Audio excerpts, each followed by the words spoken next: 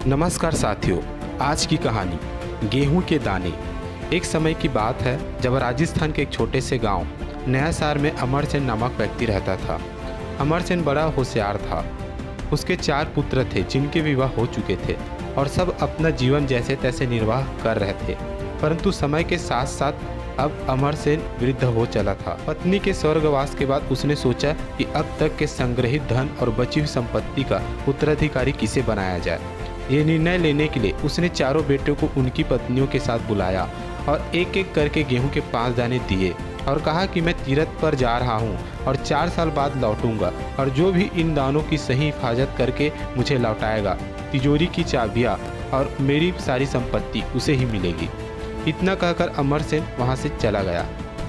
पहले बहू बेटे ने सोचा, बुढ़ा सठिया गया है, 4 साल तक कौन याद रखता है, हम तो बड़े हैं तो धन पर पहला हक हमारा ही है। ऐसा सोचकर उन्होंने गेहूं के दाने फेंक दिए।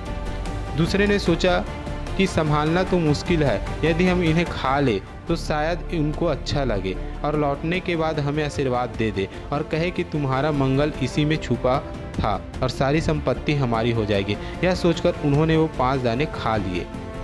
तीसरे ने सोचा, हम रोज़ पूजा पाठ तो करते ही हैं और अपने मंदिर में जैसे ठाकुर जी को संभालते हैं वैसे ही ये गेहूं भी संभाल लेंगे और उनके आने के बाद लौटा देंगे।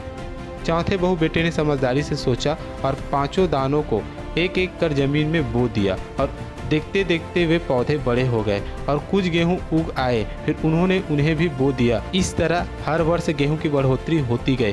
5 दाने 5 बोरी, 25 बोरी और 50 बोरियों में बदल गई। 4 साल बाद जब अमरसेन वापस आया तो सबकी कहानी सुनी और जब वो चौथे बहू बेटों के पास गया तो बेटा बोला, पिताजी आपने जो 5 दाने दिए थे अब वे गेहूं की 50 बोरियों में बदल चुके हैं। हमने उन्हें संभाल कर गोदाम में रख दिया है, उन पर आप ही का हक है।